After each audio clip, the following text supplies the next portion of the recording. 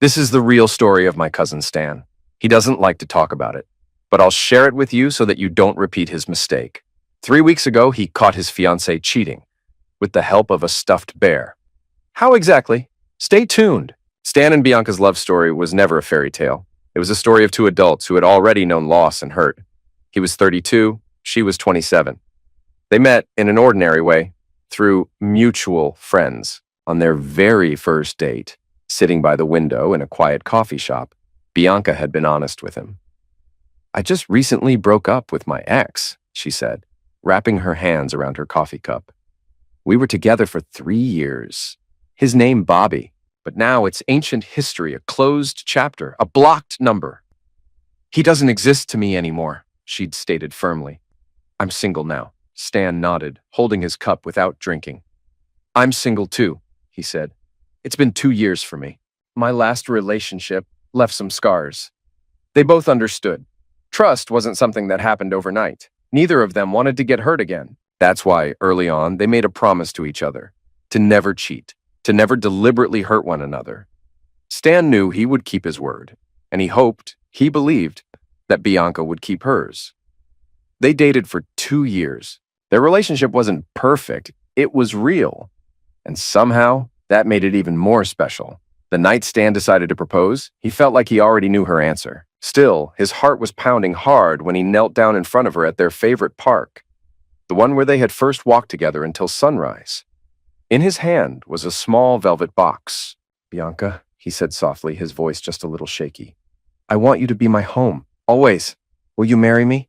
She gasped, covering her mouth with both hands, her eyes filling with tears. "Yes, Stan, yes!" And for a moment the world stopped. Just the two of them, their promise and all the hope of the future stretched out ahead. The first few months of their engagement were filled with laughter and fun. Stan always looked forward to being with her. While Bianca was a social media influencer with her own online store, Stan worked as a data analyst for a big tech firm in our town. He liked structure, clear results, feeling like he was in control. The long hours meant he missed a lot. Dinners, date nights, even just sitting around talking. But Bianca didn't seem to mind. She'd just smile, busy editing another video or chatting with her followers like everything was fine. Then came the shift. The company, embracing the new normal, transitioned Stan's team to a hybrid model, heavily favoring remote work. Suddenly, Stan was home. A lot. At first, he welcomed the proximity. More time together, he thought. Less stress commuting.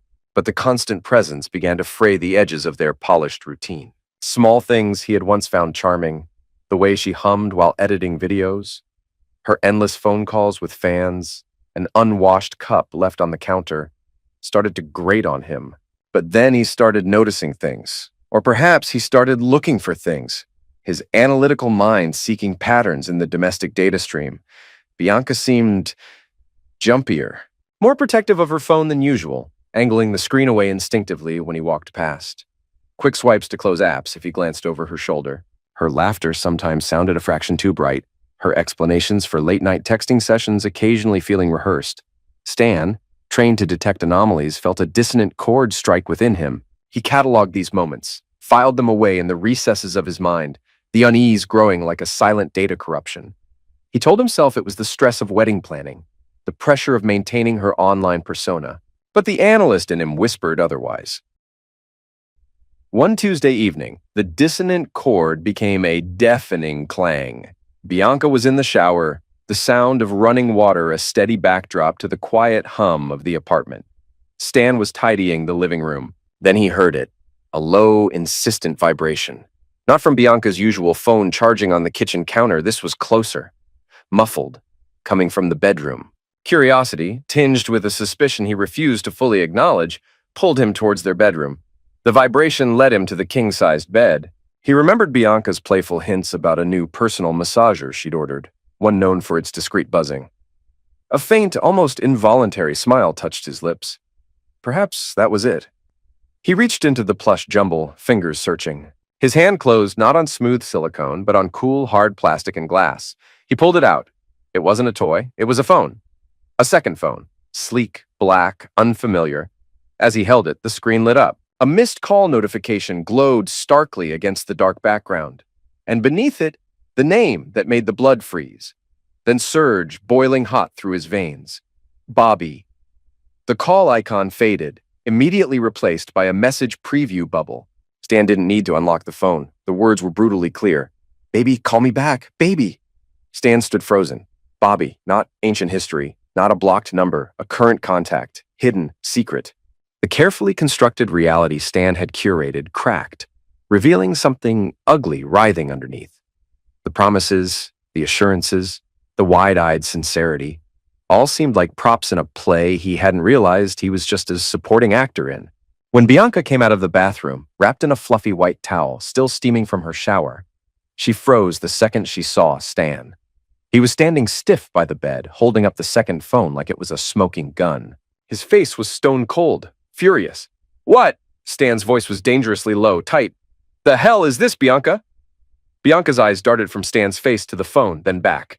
A flicker of panic, quickly masked by practiced composure. She took a deep breath, tilting her chin slightly. "Stan, calm down. It's not what you think." "Isn't it?" He shot back, the controls snapping. "A second phone? Hidden? With messages from Bobby calling you baby?" The word dripped with sarcasm. "He is out of my life, Stan. Not like that," she insisted, walking closer. "Bobby, he reached out a while ago. Professionally, he works in marketing now, high level. He's connected, Stan. He's helping me land a huge brand deal. Skincare. The kind of contract that could set us up." Stan stared, incredulous. "Helping you? So you hide a phone and exchange baby messages for business? It's complicated." Bianca's voice rose slightly, a crack in the facade. "The baby thing, it's just stupid shorthand, an old habit from years ago. Meaningless. Look." She snatched her main phone from the nightstand, thumbs flying across the screen. She pulled up a chat thread under Bobby's actual name. "See? Look at these messages. Scheduling calls, talking brand strategy. It's work, Stan." She held the phone out. Stan scanned the messages she displayed. They were undeniably professional. Timestamps, meeting coordinates, PDF attachments discussing campaign metrics. Clean, businesslike. Doubt hit him hard. Had he jumped to the worst conclusion over one word and a hidden phone? What she said made sense. Influencer stuff was always messy anyway. He looked at her, wet hair, wide, pleading eyes, like someone who really hadn't done anything wrong. Guilt crept in. The anger drained out, leaving him feeling stupid, jealous, haunted by Bobby all over again. Bianca let out a soft, almost wounded laugh, brushing a strand of hair behind her ear. "I get it, Stan," she said, her voice gentle but just edged with hurt. "You don't trust me, not really." Stan stiffened. "No, it's not that. I should have told you about the second phone," Bianca added softly. "Maybe if I had, you wouldn't have felt the need to check up on me." She wasn't accusing him. She didn't have to. The weight of it was enough. "I'm sorry," Stan mumbled, feeling like a fool. A suspicious, jealous fool. He had to make it up to her. The way he blew up last night?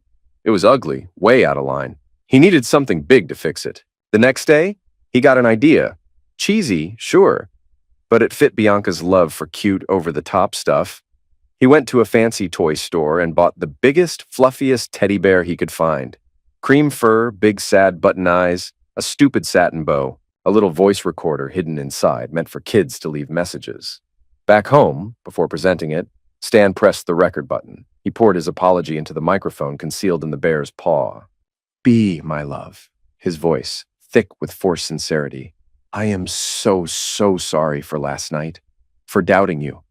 You're my everything, the best thing that ever happened to me. I trust you. I love you." He presented the bear that evening with a flourish. Bianca squealed with delight, burying her face in its soft fur. "Stan, he's adorable. What's his name?" "Whatever you want, B," Stan smiled, feeling a measure of control return. "But he has something to say to you." He guided her hand to the recorder button. She pressed it. His recorded voice filled the room, earnest and apologetic. Bianca's eyes genuinely welled up this time. She threw her arms around Stan, hugging him tightly. "Oh, Stan, I love you too. Apology accepted. Totally forgotten." The bear, whom she christened Barnaby, took pride of place on their living room couch.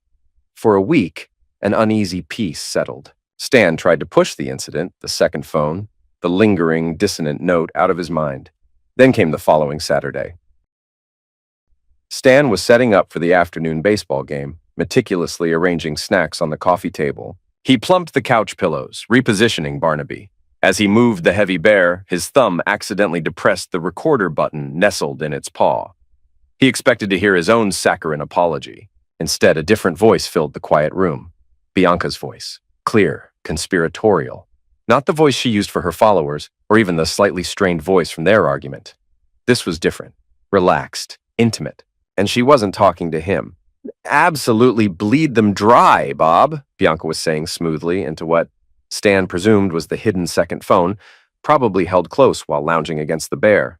The markup on these so-called miracle serums is criminal. We just need to keep feeding them the engagement metrics they want to see.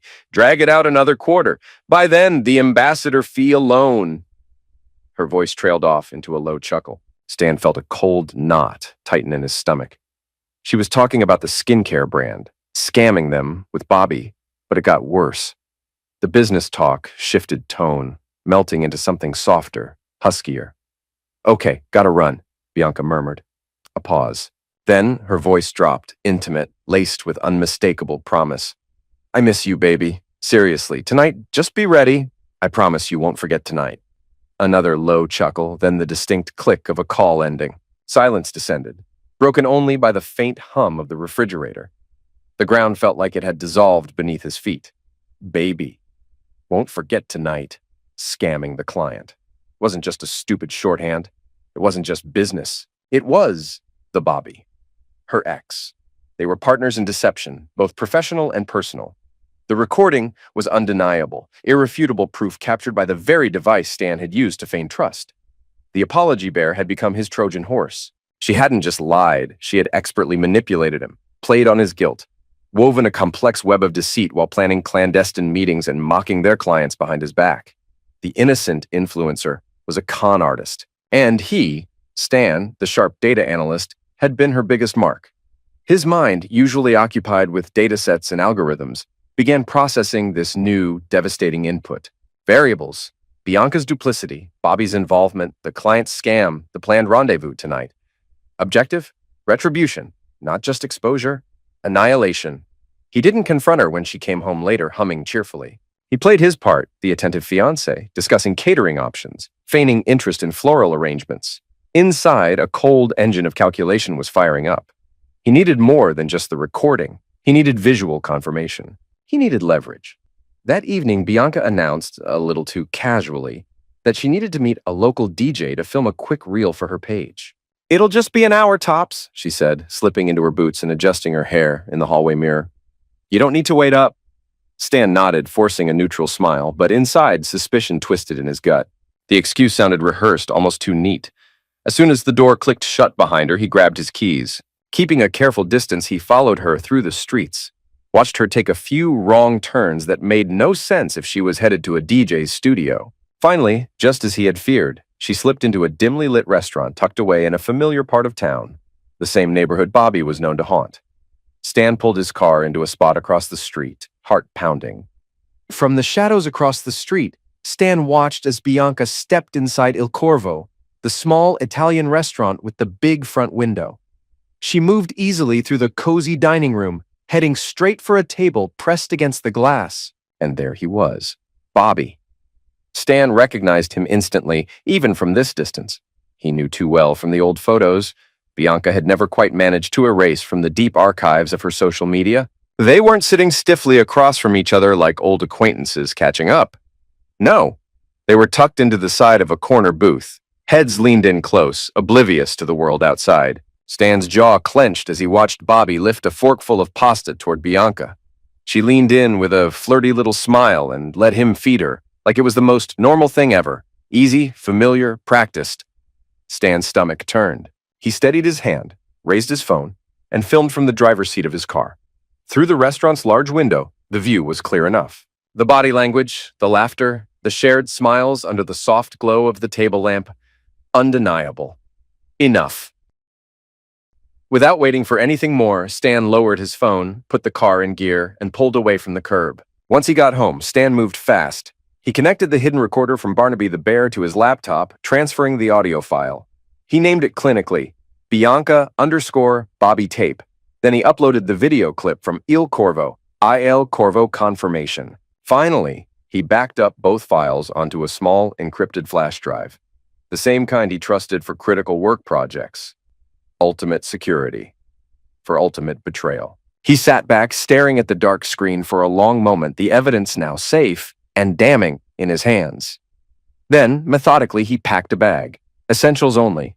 Laptop, chargers, toiletries, a few changes of clothes. He paused, looking around the pristine apartment, their apartment, filled with her curated aesthetic, her carefully chosen objects, her lingering scent. It all felt alien now, contaminated.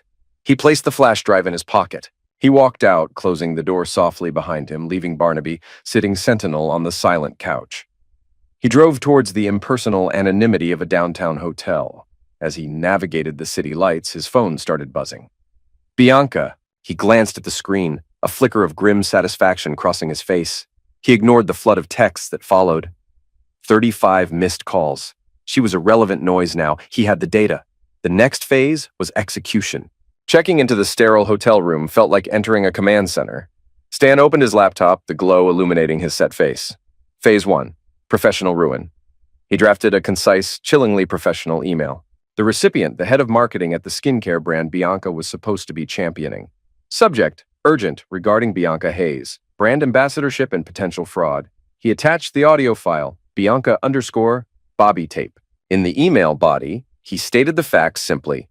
Attached is an audio recording featuring your brand ambassador, Bianca Hayes, discussing strategies to artificially inflate engagement metrics and defraud your company, alongside disparaging remarks about your product quality. He hit send, the click of the mouse pad echoing like a gavel. Ruining her career was satisfying, yes, but Stan, the architect of this controlled demolition, wanted more.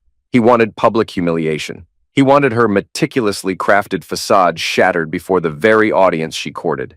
He wanted everyone to see the real Bianca, and for that, he needed an unwilling accomplice. He needed Bobby. Finding Bobby wasn't hard.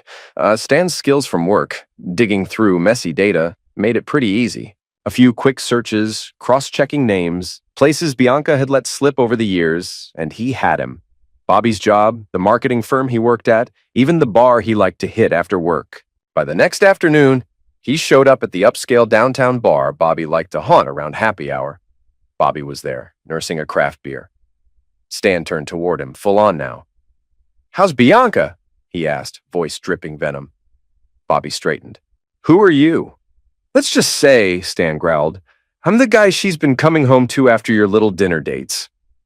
Bobby shoved him hard. Stan didn't back down. He shoved Bobby right back, harder, breathing sharp through his nose. "How's it feel?" Stan growled, stepping closer, "sneaking around with another man's fiancée like a goddamn thief." His voice was low, but it hit like a punch. "You think you're the real deal? You're just the side act, the backup plan." Bobby threw his glass down onto the bar with a crash and swung. Stan barely dodged, feeling the rush of air past his cheek, and lunged at him. They grappled, knocking over stools, crashing into a table. Someone shouted. Glass shattered. Within seconds, 2 burly security guards rushed over, grabbing them both. "Outside, now!" one barked, dragging Stan toward the door while the other wrestled Bobby. The guards threw them out onto the street like trash, the door slamming behind them with a loud thud. Stan staggered to his feet, fists still clenched. Bobby was already up, pacing like a caged animal. For a second, it looked like they might go at it again. "She told me she was single," Bobby barked, shoving a finger at Stan's chest. "No fiancé, no boyfriend, nothing." Stan froze, breath catching in his throat. "What?" he snapped. "What the hell are you talking about? We've been living together for 2 years." They stood there panting, staring at each other in disbelief. "You're telling me," Bobby said, his voice cracking with sudden understanding. "You didn't know about me either?" Stan shook his head slowly, the rage inside him shifting, turning cold. "She played us," he said, voice low and grim. "Both of us?" Bobby let out a bitter laugh and kicked a piece of gravel across the sidewalk. "Witch," he muttered. "Then let's burn her whole world down," Stan said. And in that broken, bitter alliance, their revenge was born. Over the next hour, fueled by whiskey and righteous anger, Stan's carefully modulated, Bobby's raw and explosive, they sketched out a plan. Stan, the strategist, guided the conversation. Bobby, the insider with knowledge of Bianca's schedule, provided the linchpin. While they sat at the bar, nursing fresh drinks and simmering in their silent anger, Stan's phone buzzed on the counter. Bianca. Her name lit up the screen, cheerful and oblivious. Stan just stared at it, the buzzing filling the space between them. He didn't move to answer. "Better text her back," Bobby said, voice low. "Keep her calm. Make sure she doesn't smell the smoke yet." Stan shook his head slowly, jaw tightening. "I don't want to hear her voice," he muttered. Instead, he grabbed the phone and typed a quick message. "Got pulled into a work call. Swamped. Talk later." A few seconds later, her reply popped up. A blowing kiss emoji. Stan turned the screen toward Bobby.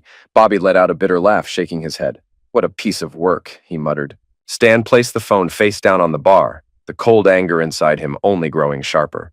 Meanwhile, Bianca, riding high on her comeback plan, was preparing for a major celebratory livestream next day. The livestream was going to be her big moment, a setting the record straight, a look how great I'm doing performance tied together with the new brand announcement. Her followers were already buzzing, eager to see her back. She had no idea. Nothing to make her suspicious. As far as Bianca knew, Bobby was still loyal, helping her prep for the big night. He helped Bianca set up the lighting, check the sound, made encouraging small talk. She beamed at him, completely unaware that the noose was already tightening around her. On screen, Bianca's apartment studio was washed in the soft, flattering glow of ring lights. She looked perfect. Sitting tall, a carefully practiced smile on her face. The live chat was exploding with heart emojis, welcome back messages, and congratulations. "Hey, glow-getters," Bianca chirped, her voice high and artificially bright. "So happy to see so many beautiful faces here tonight. I know there's been a lot of negativity lately. Misunderstandings, really. But tonight, it's all about moving forward." She launched into her speech, full of fake humility and optimism, vaguely hinting at some personal challenges, but never admitting to anything concrete. Then she pivoted, holding up a bland-looking jar of moisturizer and flashing it at the camera. "This amazing new partnership is just the beginning," she gushed. The chat erupted with applause emojis and comments of support. It was exactly the comeback moment she had envisioned. And that's when Bobby moved. Still off camera, just outside the frame, he raised his voice slightly. Casual, friendly, like he was helping her fill time.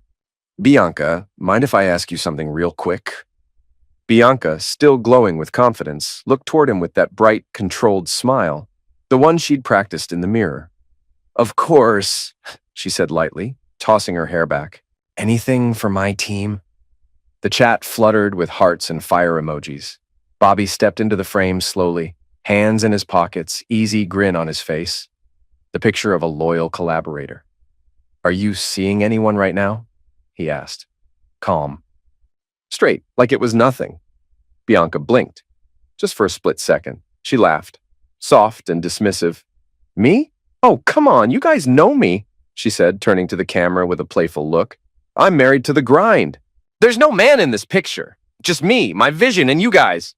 The chat exploded. In a good way. "Yes, queen, independent woman, icon. She's so real, love this?" Bobby smiled tightly, but his eyes didn't match the smile. "No one at all?" he asked again. "No relationship, no partner behind the scenes?" Bianca froze. The tension shifted in the room, just a flicker. Bobby's expression hardened just slightly. "That's weird," he said slowly, still facing her. "Because I thought I was your boyfriend." The chat froze, then exploded. "What? Is this a skit? Boyfriend? Is he serious? Is she lying?" Bianca turned red, visibly, unmistakably red, even under the smoothing light of the ring lamps. She opened her mouth. Nothing came out. Then she laughed, thin and high. Okay, let's not get crazy," she said, voice shaky now. "Bobby's been such a great part of my team. He's amazing. But guys, this is just miscommunication, okay?" She turned back to Bobby, her smile now trembling. "Can we maybe talk later? This isn't the place." And that's when the front door opened. Stan stepped inside and walked calmly into the frame. He stood behind Bianca, close enough that viewers could see him clearly, in full focus, over her shoulder. Expressionless, cold, still. Bianca's spine stiffened. She saw him not directly, but in the reflection on her screen. Her mouth opened again, and this time it was just a whisper. "Stan!" The chat went feral. "Is that her ex? What is happening? 2 guys on stream! OMG, this is real? Is this live?" Bianca spun toward him, wild-eyed, panicked. "Stan, what the hell are you doing here?" Stan didn't answer. He just turned toward the camera, meeting the gaze of thousands watching. I'm her fiancé and she's cheating on me. Bianca stepped back, visibly shaking now. This is setup, she said, her voice cracking. You both set me up! She lunged for her phone, trying to end the stream, but Stan moved first. He calmly took the phone from the table and held it out of her reach. Give that back! She screamed. She grabbed at him, flailing, clawing at his arms and shoulders. He didn't react. She jumped onto his back, shrieking, trying to grab the phone from over his shoulder. The camera captured it all. The chaos, the screaming, the absolute destruction of her carefully constructed image. Bobby stayed in frame, filming it all with his own phone. He looked at the camera, voice low but steady. Just for the record, I didn't know about him. She lied to both of us. Bianca was crying now, gasping between shrieks. You ruined everything. No, Stan said finally, looking her dead in the eye. You did. Thousands of viewers were watching. Screen recordings were already being saved. Screenshots were flooding social media. Bianca's carefully crafted image, the confident entrepreneur, the role model, was collapsing right in front of their eyes, and there was nothing she could do to stop it. Within hours, the clips went viral. #Bianca meltdown, #livestream fail, #Stan walks in trended across multiple platforms. The secondary brand she just announced immediately issued a statement terminating the partnership. Her follower count, once her prized metric, began to hemorrhage, dropping by thousands every hour. Stan returned home next morning, to his apartment. When he opened the door, she was there. Red-eyed, disheveled, still in last night's sweats. Stan, she started, trying to sound calm, but cracking immediately. You ambushed me. You ruined everything. No, Stan said coldly, dropping his keys on the counter. You ruined everything. You just thought I'd never find out. Don't you dare act like you're some victim. You humiliated me in front of everyone, she shouted, stepping closer. He walked past her without a glance, heading to the hall closet. You don't live here anymore, he said flatly. Start packing. Her jaw dropped. Excuse me? Stan opened the closet, pulled out her suitcase, and tossed it into the living room. I said pack. You can't be serious, she screamed. This is my home too. It's my lease, my name, my furniture, my money. Your name isn't on a single document. He looked at her, calm, controlled, icy. She rushed toward him, shoving his chest. You think this makes you powerful? Throwing me out like garbage? Stan didn't react. He crossed the room and opened the balcony door. Then he began gathering her things, carefully, methodically, from the vanity, from the drawers, from the bathroom. The contents of her influencer life began flying through the open door. Ring light, gone. Stack of skincare boxes, gone. 2 handbags she'd flaunted in stories, gone. Stan, stop it, she screeched. What the hell are you doing? You're insane, he didn't respond. You are such a psycho, she yelled. You'll regret this, I'll sue you. He calmly took out his phone and called. Yes, I'd like to report someone refusing to leave my property. I've already asked her multiple times. No, she's not on the lease. He hung up. Bianca backed up against the wall, cornered, crying now. You can't do this to me. I have nowhere else to go. He stared at her for a long moment. You had a home. You just didn't want it. When the police arrived, she tried to explain, tried to cry. It didn't work.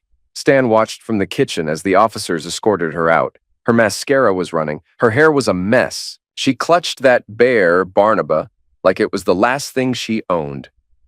2 days later, Stan was back in his apartment when she showed up at his door again. Stan didn't open right away.